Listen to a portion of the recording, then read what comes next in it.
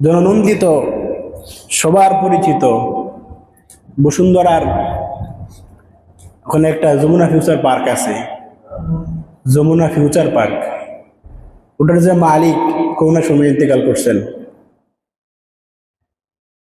ওনার লোকেরা বলেন, আমি তখন সেখানে ছিলাম, যে বস যখন শেষ নিঃশ্বাস ত্যাগ করবেন, লাইফ সাপোর্টে আছেন, হোম কোয়ারেন্টাইন চলতেছিল, হাসপাতালের বেডে শুয়ে শুয়ে তিনি আমাদেরকে সর্বশেষ বলছিলেন, প্রয়োজনে আমার এই যমুনা বিক্রি করে দাও, আমার সম্পত্তি যা আছে সব বিক্রি করে দাও, এরপরেও আমি আরেক ঘন্টা বাঁচতে চাই।